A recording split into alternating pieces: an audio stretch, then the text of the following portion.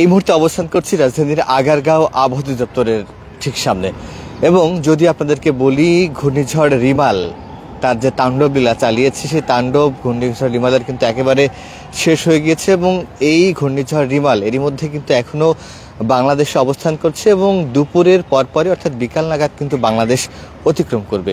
এবং যদি বলি যে ঘূর্ণিঝড় রিমালের যে রোদ বৃষ্টির ঝঞ্ঝা সেটা কেটে কিন্তু রাজধানীর আকাশে কিন্তু রোদের দেখা মিলেছে, সেই চিত্র কিন্তু দেখতে পাচ্ছি রাজধানীর আগারগাঁওতে। এবং যদি স্পষ্ট করে আপনাদেরকে বলি যে রাজধানীর আগারগাঁও আবহাওয়া অধিদপ্তরে থেকে আবহাওয়াবিদ আমাদেরকে যে তথ্যটি আসলে তিনি জানালেন, তিনি বললেন যে মূলত যেহেতু ভূপৃষ্ঠ এখনো ঠান্ডা রয়েছে, নরম রয়েছে, তাই রোদের দেখা মিললেও সেই ধরনের গরম কিন্তু আসলে অনুভূত হবে না। তবে তাপপ্রবাহ যদি পড়ার কথা বলি, সেটা কিন্তু ওইভাবে আসলে পড়বে না। গরম অনুভূত হতে হলেও এখনো বেশ খানিকটা সময় লাগবে।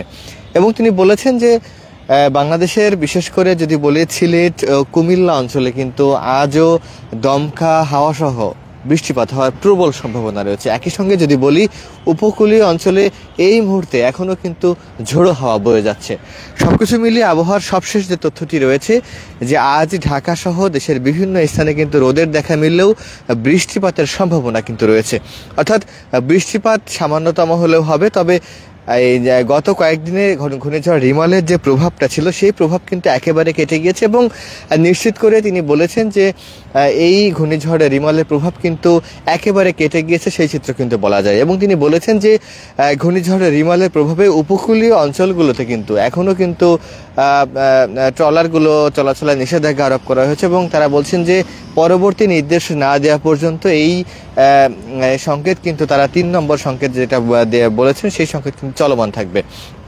এবং গতকাল রাজধানী ঢাকাতে যে বৃষ্টিপাত হয়েছে, যেহেতু ঢাকার রোদের কথা বলছি, ঢাকার বৃষ্টিপাতের কথা দর্শক আপনাদেরকে একটু বলি যে গতকাল ঢাকাতে বৃষ্টিপাত হয়েছে 224 মিলিমিটার। এই বৃষ্টিপাতের কথাটা যদি বলি, এই বৃষ্টিপাত অন্য স্বাভাবিক সময়ের থেকে একটু বেশি, তবে এর থেকে বেশি বৃষ্টিপাত অর্থাৎ 300-র অধিক 3 মিলিমিটার বৃষ্টিপাত কিন্তু এই ঢাকা শহরে হয়ে থাকে যখন বর্ষা মৌসুম থাকে। তবে গতকাল শুধুমাত্র কেবলমাত্র ঘূর্ণিঝড় রিমালের প্রভাবে গতকাল থেকেই দিনভর রাতভর সবকিছু মিলিয়ে যে বৃষ্টিপাতটি রেকর্ড করেছে আবহাওয়া অধিদপ্তর, সেখান থেকে বলা হয়েছে এই বৃষ্টিপাতটি একটু বেশি এবং 224 মিলিমিটার রেকর্ড করা হয়েছে।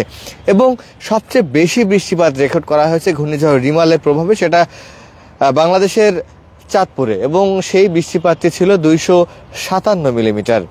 পাশাপাশি এই ঘূর্ণিঝড় রিমালের প্রভাবেও খুবই কম সংখ্যক বৃষ্টিপাত হয়েছে রংপুরের বেশ কয়েকটি জায়গাতে। অর্থাৎ বলা হচ্ছে যে ঘূর্ণিঝড় রিমাল যে তাণ্ডবলীলা চালিয়েছে সেই তাণ্ডবলীলা কিন্তু একেবারে শেষ হয়েছে এখনও কিন্তু বলা যাচ্ছে না, কারণ বাংলাদেশের সিলেট এবং কুমিল্লা অঞ্চলে এরই মধ্যে কিন্তু বেশ কিছু জায়গায় আজ সারাদিন বৃষ্টিপাত হওয়ার সম্ভাবনা রয়েছে।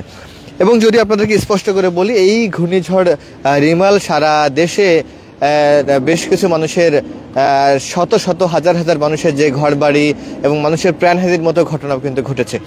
সবকিছু মিলিয়ে উপকূল অঞ্চল এখনও সেইভাবে কিন্তু বলা যাচ্ছে না, সেখানে কিন্তু পরিস্থিতি স্বাভাবিক, কারণ কি সাগর এখনও উত্তাল রয়েছে।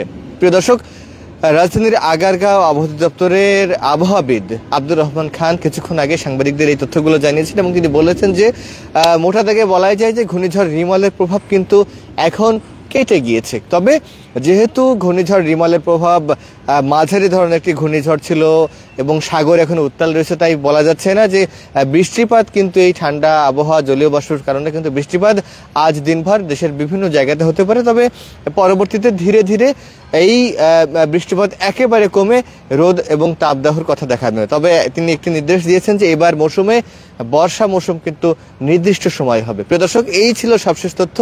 দেশ বিদেশের যে কোনো সংবাদ দেখতে এবং পড়তে ভিজিট করতে পারেন সমকাল.com।